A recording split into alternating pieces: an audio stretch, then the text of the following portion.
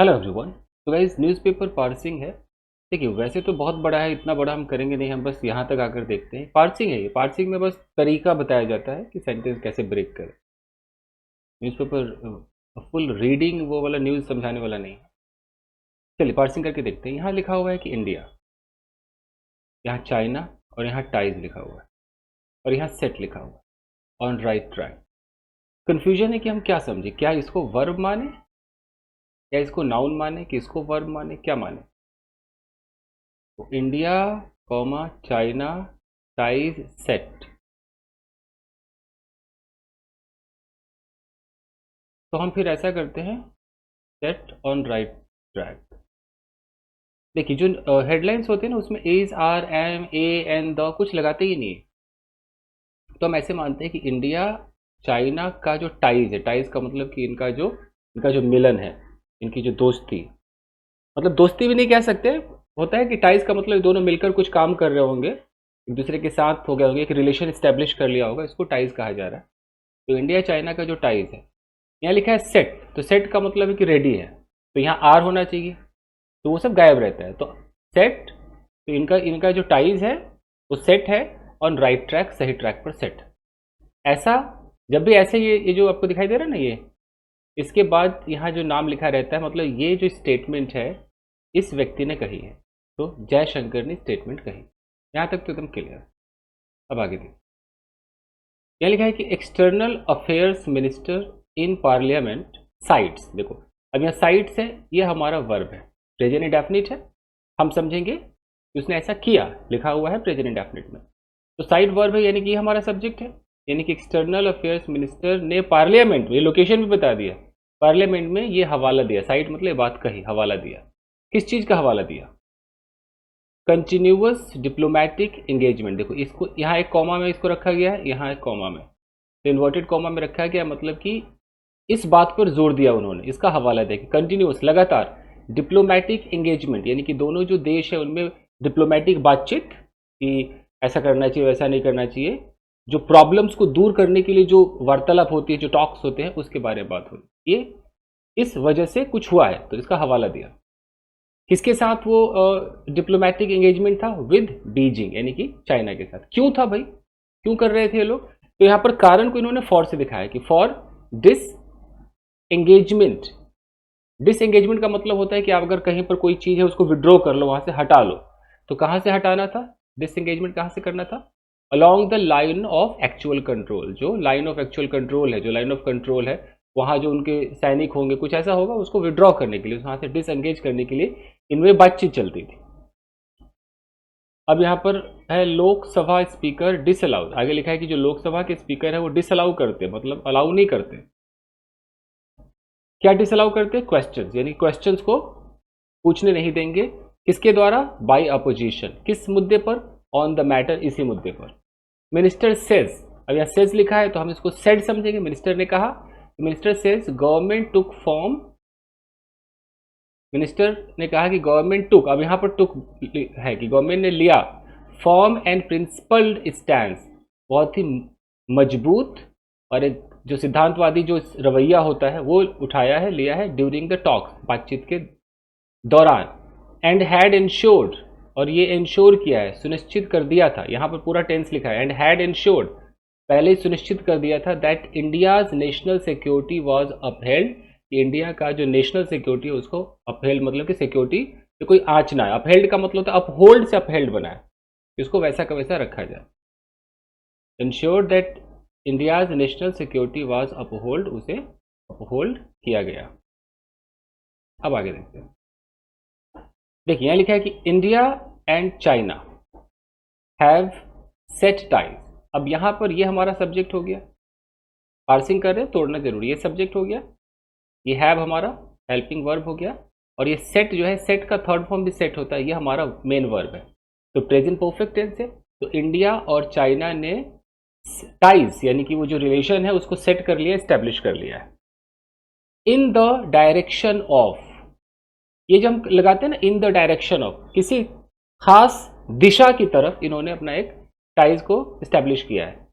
Direction of what? Some improvement, कुछ improvement चाहिए उस दिशा में, मतलब दोनों मिले हैं कि हमें इस दिशा में कुछ इंप्रूवमेंट करनी है। तो साफ दिखाई दे रहा है। Comma, external affairs minister S Jaishankar told parliament on Tuesday. ये बात बताई है external affairs minister S Jaishankar ने, किसको? पार्लियामेंट में बात बताई है ट्यूसडे। टोल्ड के बाद टू नहीं आता, ट्यूसडे के साथ प्रेपोजिशन ऑन का इस्तेमाल है। बताइए कॉमा, अब है कि क्रेडिटिंग। अब ये जो आईएनजी आ रहा है इसे क्या बोलते हैं? इसे बोलते हैं प्रेजेंट पार्टिसिपल। ये फ्रेज कह लीजिए, क्योंकि इससे सेंटेंस को शुरुआत करते हैं, जैसे कि दरवाजा खोलकर, ओपनिंग द डोर। वैसे क्रेडिटिंग यानी कि क्रेडिट देते हुए। किसको क्रेडिट देते हुए? Continuous diplomatic engagement. अब ये पूरा इन्वर्टेड कॉमास में है कि ये छोटा सा एक फ्रेज बना दिया है कि ये चीज हुई है। क्या हुई है?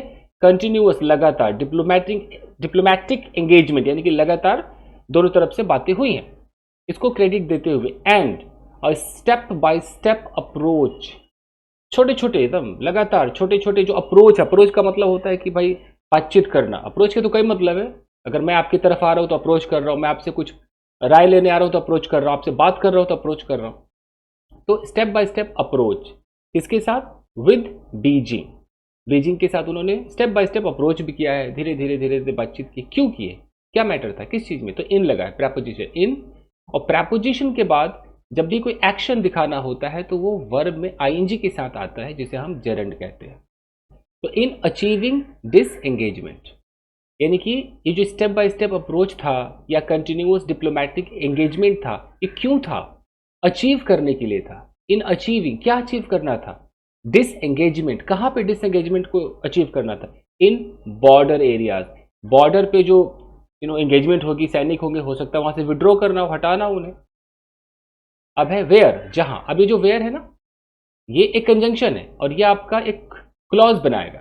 अब ये कौन सा क्लॉज बनाएगा? अगर ये किसी नाउन के बारे में बता रहा है वेयर, तो ये एडजेक्टिव क्लॉज बनाएगा। तो मुझे लगता है नाउन के बारे में ही बता रहा है कि डिसएंगेजमेंट इन बॉर्डर एरियाज, एरियाज के बारे में बता रहा है। कौन सा एरियाज? जहां, वेयर। ही सेड, उन्होंने कहा, the situation had been abnormal since 2020। देखो, हैड बीन का इस्तेमाल हुआ है कि 2020 से सिचुएशन एबनॉर्मल था। वॉज नहीं लगा है, हैड बीन लगा है, लगातार था। 2020 से लगातार सिचुएशन एबनॉर्मल था, तो वहां से डिसएंगेजमेंट करने के लिए लोग मेहनत कर रहे थे। As a result of Chinese action, Chinese action के रिजल्ट के तौर पर वहां पर प्रॉब्लम थी। तो ये हो गया। We have been very clear.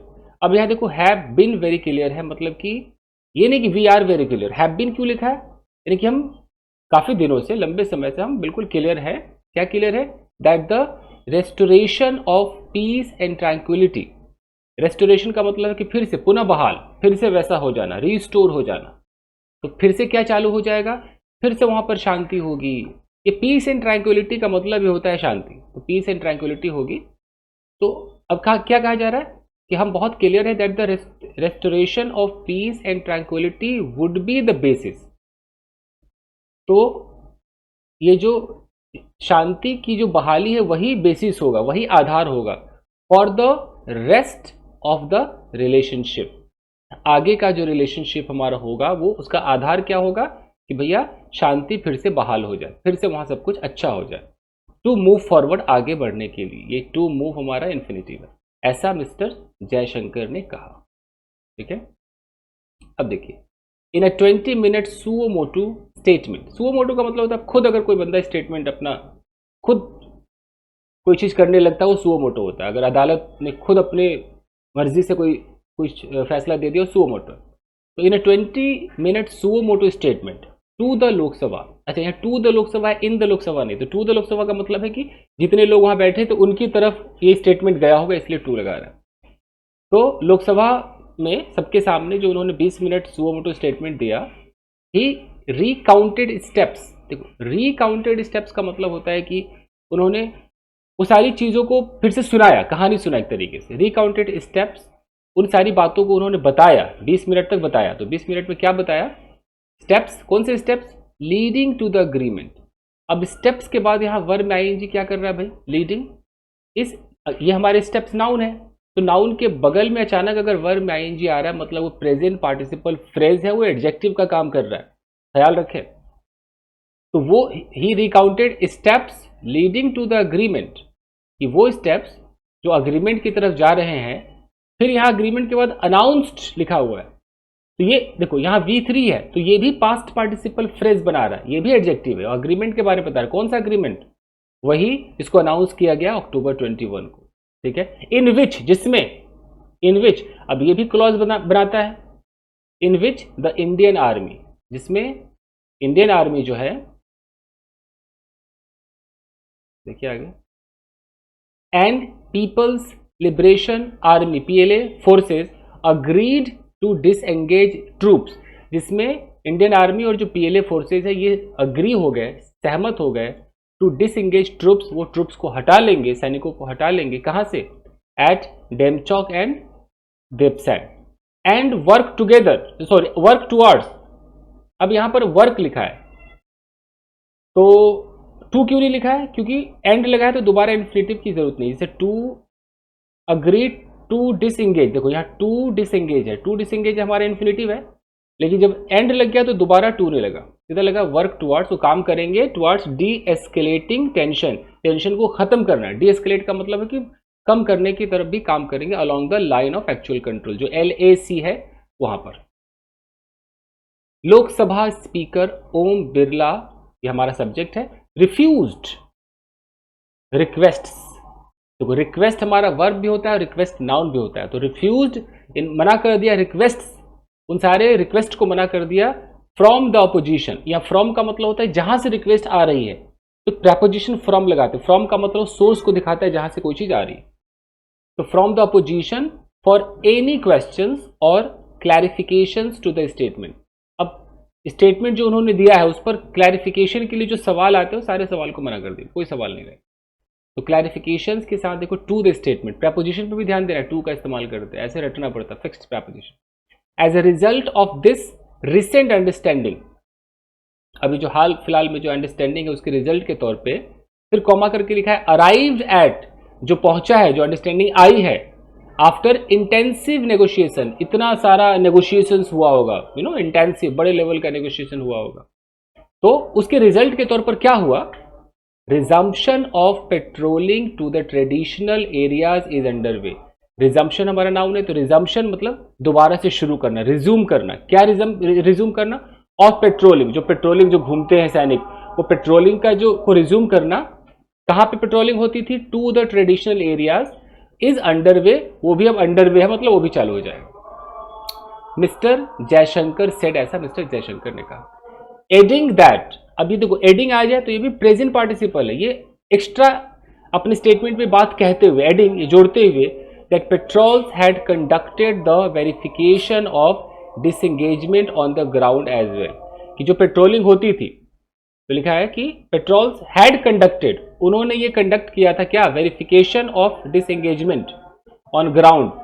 तो जो पेट्रोलिंग जो हुई थी उससे पता चला कि हाँ भाई, उसे वेरीफाई हो गया कि अच्छा ग्राउंड पर डिसएंगेजमेंट है। घूम घूम के देखते होंगे कि हाँ भाई हो रहा है नहीं हो रहा।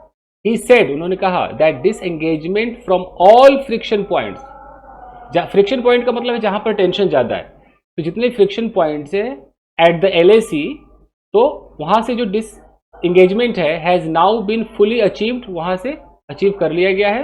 And that the next priority would be de escalation, अगली प्रायोरिटी होगी भी टेंशन खत्म कर दिया जाए, डी एस्केलेशन किया जाए, और the withdrawal of the troops को हटा लिया जाए फ्रॉम द एरिया। यानी कि डिसएंगेजमेंट का मतलब कि अभी एंगेज नहीं है, बाद में धीरे धीरे हट जाएंगे, बिल्कुल हट जाएंगे।